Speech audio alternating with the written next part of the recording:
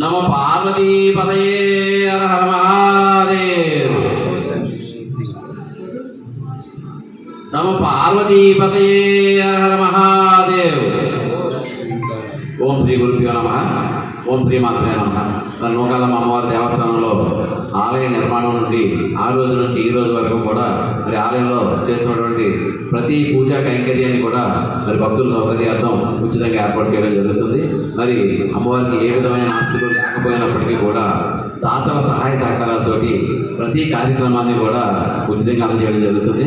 మరి వచ్చేటటువంటి భక్తులు ఫలం రూపంలోనో, ధన రూపంలోనో, వస్తు రూపంలోనో, ఈ ఆవు పాలు, ఆవు పెరుగో, ఆవు నెయ్యో, పంచదారో, తేనో ఏదో ఒకటి వాళ్ళు తెచ్చుకోవడం వల్ల ఎవరైతే ఏదైతే ద్రవ్యం తెచ్చుకొని స్వామివారికి సమర్పించుకుంటారో దానికి అంతకు 10 రెట్ల ఫలితాన్ని మరి భగవంతుడు అమ్మవారు ఇస్తున్నారు. మరి ఈ అవకాశాన్ని, ఈ సదవకాశాన్ని ప్రతి భక్తులు కూడా తెలుసుకోవాల్సిందిగా తెలియజేస్తున్నాం. మరి అదేవిధంగా అమ్మవారికి వెండి చీర తయారు చేసేటటువంటి బృహత్కరమైన కార్యక్రమాన్ని నిర్విఘ్నంగా కొనసాగించడం జరుగుతుంది.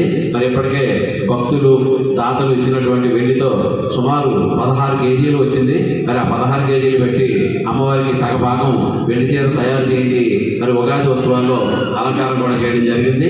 మరి మిగతా అమ్మవారి వక్షస్థలం, 4 చేతులు, 4 చేతుల్లో ఉన్నటువంటి ఆభరణాలు, మరి అదేవిధంగా అమ్మవారికి ఈ వెండి కిరీటం, అలాగే వెండి సర్పం, ఇవన్నీ తయారు చేయడానికి ఇంకా సుమారు 20 కేజీలు వెండి పడుతుంది. మరి దాతలు, భక్తులు మరి వెండి రూపంలో కానీ, ధన రూపంలో కానీ, వెండి వస్తువులు కానీ ఇచ్చి మరి మిగతా వెండి చీర తయారీ పూర్తికి సహకరించి అమ్మవారి అనుగ్రహానికి పాత్రలు కావాలని తెలియజేస్తున్నాం.